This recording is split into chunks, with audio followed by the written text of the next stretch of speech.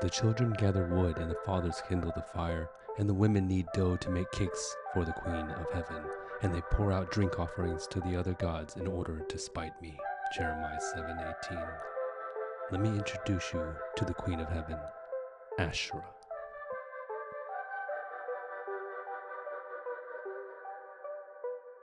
I'm working on the pose, working on her sitting with her legs crossed and arms kind of crossed in a very powerful but kind of conservative way. I want to protect her body a little bit, so I'm going to be drawing her without any clothes because she is the goddess of fertility, and this is kind of going to be a little bit more of a pose of power. But I'm going to cover up stuff so that way it's appropriate. But Asherah is actually an Ugaritic goddess, and it likely means Lady of the Sea, or she who walks with the sea, I believe it is. And she's also depicted as the consort or wife of the god El, which you might know from the Bible as God. And just so I don't forget, I was using a 2H pencil, and I usually use a 2H pencil to sketch out my drawings before I ink. Now if I'm doing a pencil drawing, it'll be 2B, but because I had to cover it up, I want something light, and my 2H is fantastic for that. Now I'm using my microns to start drawing in these lines. I am contouring my lines towards the body shape, most of it. There are times where I will go against that, just for purpose of design too. And you can see here that my ends of my strokes don't fully connect to it, and sometimes that's necessary to have that little hook to build a little bit of a curve, but in this case it's just a mistake, a happy mistake or a happy accident, right? As a wise man once said. Now, what is Asherah's origin, right? We know that she's an Ugaritic text, maybe back in in 1400 to 1200 BCE in the city Ugarit, right? Which is modern Ras Shamra in Syria. Now, Ugarit was an important Bronze Age city-state in the Mediterranean coast. And it's actually kind of funny because Ugarit was discovered and uncovered in 1928 when a man was just plowing his field. And he's like, oh, snap, I'm sitting on an ancient city. Now, why was the city of Ugarit important, especially to Asherah? Well, it was the center of trade and culture during the second millennium BC, and it was known for extensive libraries of cuneiform tablets, which also provide immense insight and an education to the Canaanite and biblical stories and the cultures of that time. Now, Asherah is pretty old, and we find her back as early as the Mesopotamia Asheratu, and the wife of Amuru. And this is a god. Amuru was a god, a Babylonian god of the west, Amorites, lord of the mountain, and Asheratu was worshipped in the early Babylonian dynasty. So Ashratum was another name, and she will start to take different names, and you'll see. But as early back as we go, as we have Asheratu, and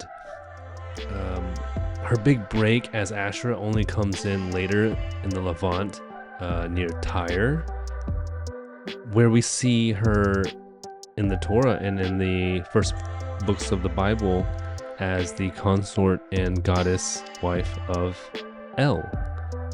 And if you know who El is, that is the god of the Israelites. And we know all this because we've discovered seals and figurines and idols of her from all these different regions and ages and times, and they resemble each other very much so, with her being the deity of fertility and harvest. And a lot of these figurines that are discovered from the Canaanites resemble a lot of the Egyptian artwork at that time, which is kind of fascinating because Egyptian hieroglyphs and art is one of the coolest things to study. And I know it just looks like engravings on a wall, but there's so much deeper and more fascinating techniques they use with light and shape on these Egyptian buildings. But for Asherah, she takes a lot of influence from the Egyptians because in the Canaanite lands. Egypt ruled over the Canaanites at that time. And if you read the Old Testament of the Bible, you'll find that the story is actually about this people group, this tribe called Israel, who started out as 12, Judah, and in their struggle to divide and become, divided and together here and there, but mainly to being oppressed by other groups and their rise to have their God kind of overthrow the other gods. That's pretty much what we're getting at. And through all those stories, the Israelites created kind of a fun and beautiful theology. Well, I would say more of like the fantasies of the religion, right? These extremes of Nephilim and angels and demons and grand floods and animals and all these things. And this is just absolutely brilliant, and it's taken from a lot of the older cultures, just like Asherah is here. And I do love drawing gods because in different times and different places, they're depicted in different ways. And because the Egyptians had such an influence on her, you'll see a lot of her images of her holding lotuses, which is a symbol in Egypt, and having these similarities to the hieroglyphs you might see. Even though that I'm drawing her with line work, and it's real simple line work, clean on her body, and then I get messy in some areas that the texture needs to be, but that's the depth of this drawing. I can't say it's a masterpiece of work, but when you see these idols and these statues and these carvings of Asherah and gods within her realm, you see how much care and love the person had to create an image of the God that they serve or they're hoping will take care of their harvest, or having a child, or all these things that require so much hope. And so they take so much care in creating the art of this. And even so with the symbolic use of the imagery. For example, a lot of her imagery and idols are in the shape of female body parts, and that is like the shape of a V, right, or a vase, or like a kind of a U shape, and that represents, of course, the female. And it's cool to see how artists think of this nature. Like, how am I going to represent her? How is she going to fulfill all these different aspects of what she's supposed to represent, but do it in a classy way, in a way that it can be appealing when a friend comes over to the house, and this is creativity at its best, and they did it daily in this culture, and we do it today too with graphic design and marketing ways. We just alternate the way of how we've come to this. But I do love the way Asherah and the goddesses of ancient Canaanites, and anywhere in that realm of the world, they have such a beautiful way of showing the goddess of fertility and the goddess of harvest, usually, because most of them do have a god of harvest and a god of fertility. Later in the Iron Age too, she starts to become represented as some trees in nature, mainly just a tree with branches on it. And this symbol and iconography was found all through the Semite and Judah area of that time. We will also see Asherah included in ancient texts where she is with Yahweh of the Bible, God, which is included in the fashion of saying Yahweh and his Asherah. Now, do take everything I say with a grain of salt. Debating these topics of what these events may have been and what the goddesses may have been doing and representing is all debatable by the scholars. Each scholar has a different take on it. Now, you can have a pretty good consensus on this, and that's what I'm pulling from, but nonetheless, you're going to find different stories in different regions for the goddess. And this happens in any religion in any country, especially where there's a lot of territory for the gods to roam and be interpreted differently for different reasons, right? Now that disclaimer is out of the way, back to Asherah. Now, Asherah in the Bible comes up in a few different forms, and we know some of these things about her being represented as a tree, as in There is a Deuteronomy 16:21. You shall not plant any tree as an Asherah beside the altar of the Lord your God that you shall make. Right? And this is talking about just a different practice of not having the Asherah tree representing her or any idols of her beside the Yahweh God or El. And in 2 Kings 21:7, says, and the carved image of Asherah that he had made, he set it in the house of which the Lord said to David and to Solomon his son, in the house and in Jerusalem, which I have chosen out of all tribes of Israel, I put my name forever.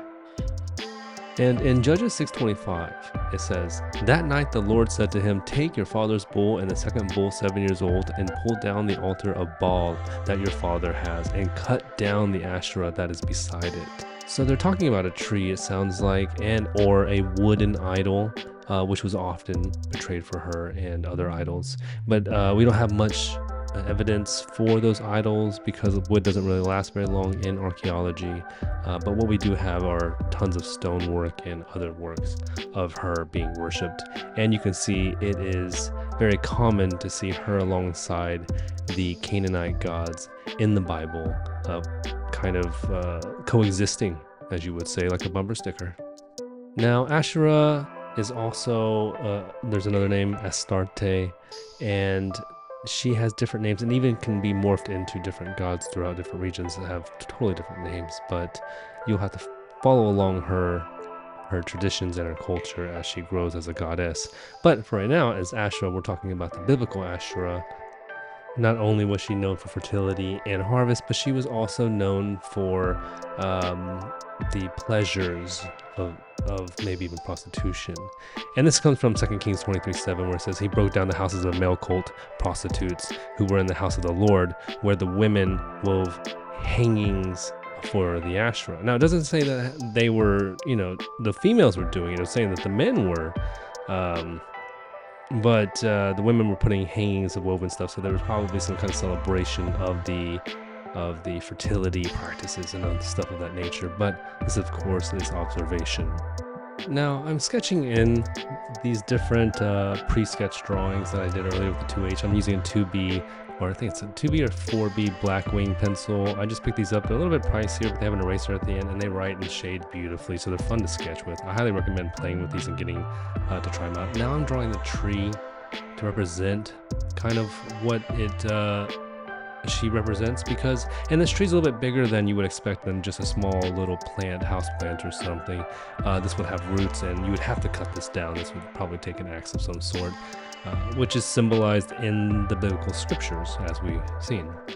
And we see over and over in the Bible that Asherah isn't really attacked herself, but rather her idols and her trees and her symbols, and even the worshipers who practice these specific practices in the cult. Now, the question that strikes me most curious in my thoughts is that, now, if the Canaanites were okay with polytheism and had multiple gods and were okay with it, and the Israelites even so, it seems to be okay with it, but they just weren't accepting of the practices or the idols being alongside their God, Yahweh or El,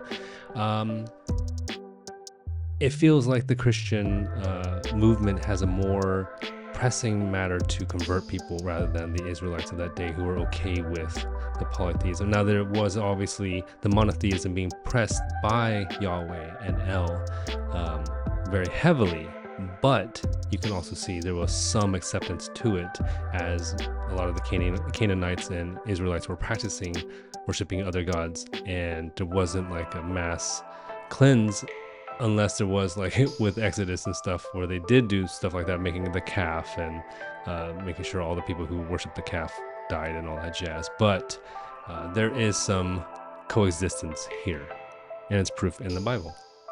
There is so much more to her than what I'm explaining, and I love that. And as I'm finishing up the final touches of inking in the darker shadings of the chair and some, little things that I might have missed to make it feel better, I want you to know that she is a goddess that has been very much worshipped throughout all of our history, and someone who should be studied and understood more. And I think it's a fascinating thing that the Bible has her character in there, and we can really dig in through archaeology, history, and any anthropology on her to learn what it was like to serve her, to worship her, and see how she evolved and adapted throughout different cultures and times until today.